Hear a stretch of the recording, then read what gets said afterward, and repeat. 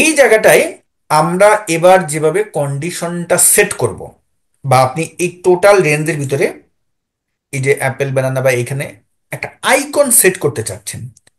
আইকনটা হলো কি, যে যাদের সেলস 500-র উপরে আছে তাদেরকে একটা আইকন দিবেন, যাদের সেলস 800-র উপরে আছে তাদেরকে আর একটা আইকন দিবেন, যাদের সেলস 1000-এর উপরে আছে তাদেরকে একটা আলাদা আইকন দিবেন। একটা জিনিস দেখেন, আমরা যে লজিক্যাল ফাংশনটা ব্যবহার করতাম সেটা কিন্তু আমরা ব্যবহার করতাম কি, একটা রেফারেন্সের একটা সেলের উপরে আমাকে ব্যবহার করতে হতো, তাই না? কিন্তু আমি এইখানে ভ্যালু আছে, এই ভ্যালুর উপর লজিক্যাল কন্ডিশন ব্যবহার করব কন্ডিশনাল ফরম্যাটিং এর মাধ্যমে।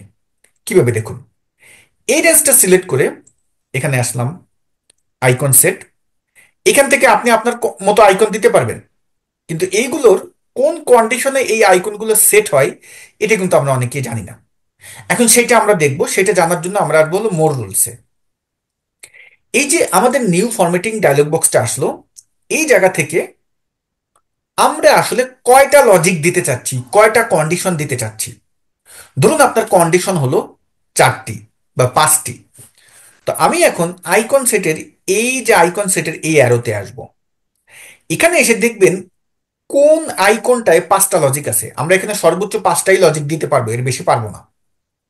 তো আমার এখানে এই আইকনগুলোতে 5টা লজিক আছে, আমি এর যে কোনো একটা ক্লিক করলাম।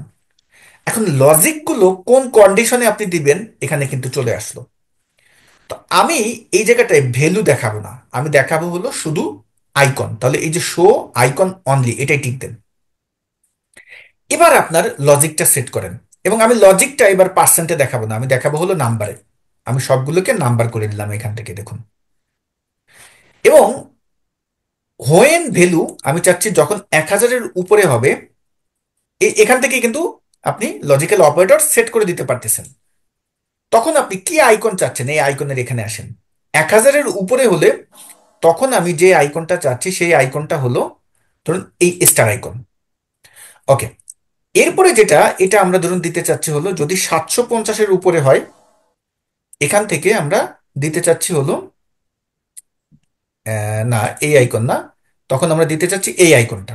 ওকে, এবং এইটাই আমি দিতে চাচ্ছি যদি 500-র উপরে হয়, তখন আমরা এখানে আসবো, এখান থেকে আমি দিতে চাচ্ছি এই আইকনটা। এবং এখানে কিন্তু সব নাম্বার দেওয়া, নাম্বার করে দিবেন। এবং তারপরে আবার এখানে এসে আমি এটাকে ধরুন দিব হলো এই আইকনটা, এবং এটা আমি দিব হলো যদি আমার 0-র উপরে হয়, গ্রেটার দেন ইকুয়াল 0-র উপরে হয়। এবং গ্রেটার দেন 0-র নিচে হলে আমি দিতে চাচ্ছি ক্রস। ওকে, এখন ওকে দিয়ে দেন।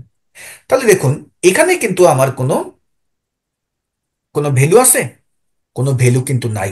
বাট আমাদের লজিক কিন্তু অলরেডি জানা আছে। আমি বুঝতে পারতেছি, আমি এখন আমার যেই পিপলরা আছে আমি এখানে এখানে একটা ভিজুয়ালাইজেশন দিলাম। তানভীর, আপনি অ্যাপেলে এত খারাপ করছেন, আপনি মানে 0-র নিচে আপনার অবস্থা, এত জিরো কালেকশন আপনার, মানে আপনি কিন্তু বুঝতে পারতেছেন।